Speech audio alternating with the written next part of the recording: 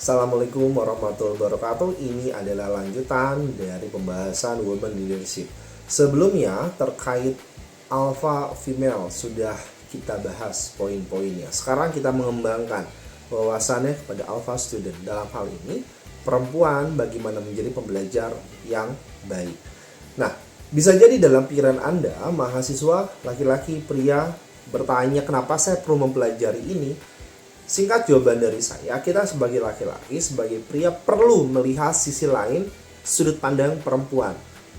Kembangkan wawasan kita untuk nanti memiliki relasi yang lebih baik dengan perempuan. Oke, kita lanjutkan ya. Pembahasan mengenai alpha student ini akan saya awali dengan rewind, dengan alpha female. Dengan cerita sindrom princess atau princess syndrome, sindrom tuan putri. Hati-hati Anda perempuan berpikir bahwa udah saya akan hidup sebagai tuan putri, nanti semuanya serba ada pangeran yang akan melayani saya atau suami atau pasangan. Hati-hati. Pertama, nggak semua pria berpikir ingin jadi pangeran. Ya, bisa jadi pemikiran jadi apa? Jadi tukang jaga di sana ya. Poinnya adalah ketika pun Anda sudah menikah dengan pangeran lah, anggap oke Anda menemukan pangeran impian Anda.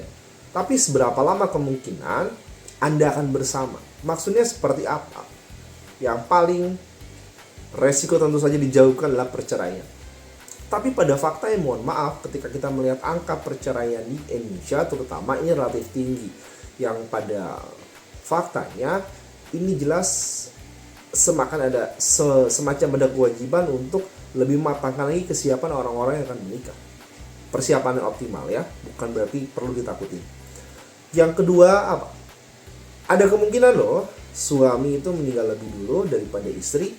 Banyak hal, misal mohon maaf kecelakaan ataukah sakit, apapun kemungkinan yang terjadi, ada sebuah titik di mana seorang perempuan perlu siap dengan berbagai situasi.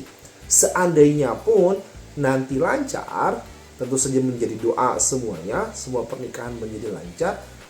Pendidikan yang tinggi, wawasan dan ilmu yang tinggi itu akan mensupport suami, pasangan Anda, anak dan keluarga Anda. Jadi nothing tulus. Dengan menjadi pembelajaran yang baik, Anda bisa mensupport diri sendiri, orang-orang terdekat, ya, pasangan, suami, orang tua. Maka lakukanlah, menjadilah pembelajar yang baik.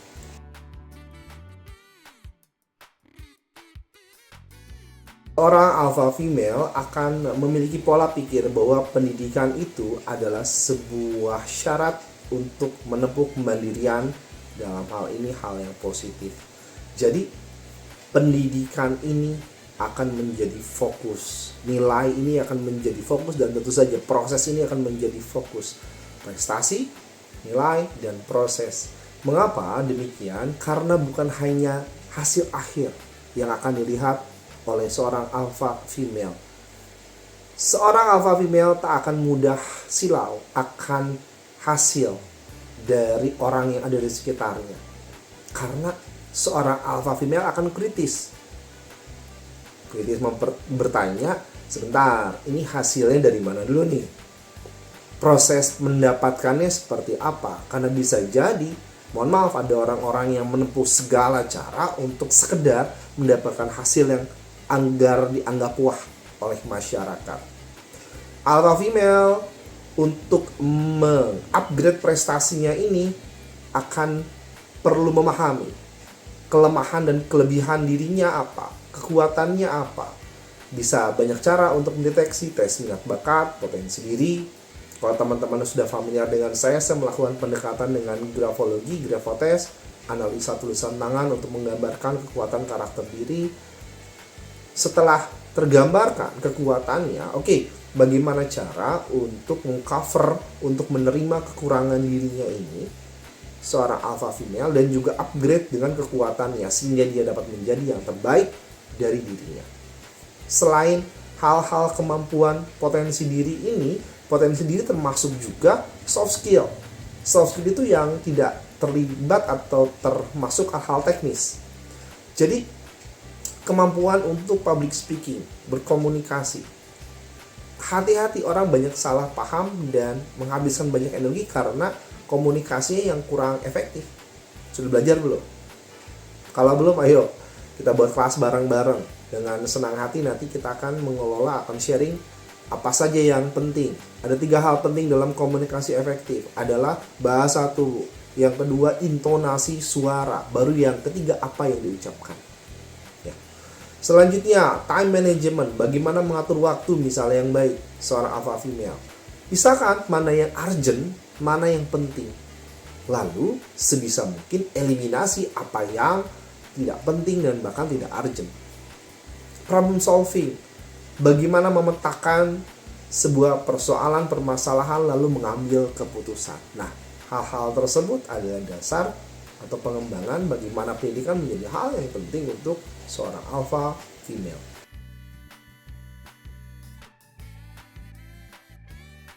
Dukungan dari orang tua adalah poin mendasar penting untuk terwujudnya seorang alpha female. Mengapa demikian? Misalnya, ketika dukungan orang tuanya positif, dalam hal ini mendukung pengembangan dari anaknya, memfasilitasi dengan sesuai kemampuan, tentu saja ini akan mempermudah jalan seorang perempuan untuk upgrade diri. Tapi bisa jadi, mohon maaf, ada orang tua yang memiliki pola pikir seperti yang saya kemukakan di pertemuan sebelumnya, bahwa sudah, perempuan ngapain belajar tinggi-tinggi terlalu banyak, ujung-ujungnya di dapur. Nah, ketika ada orang tua yang masih tertempel dengan pola pikir demikian, komunikasikan. Edukasi dengan cara Anda dan orang tua untuk berbicara. Dan ngerti pentingnya ya komunikasi. Karena komunikasi itu berbicara dengan yang seusia, yang di bawah usia, dan di atas itu memiliki cara yang masing-masing, memiliki seni yang masing-masing. Maka perlu di-upgrade kemampuan komunikasi ini.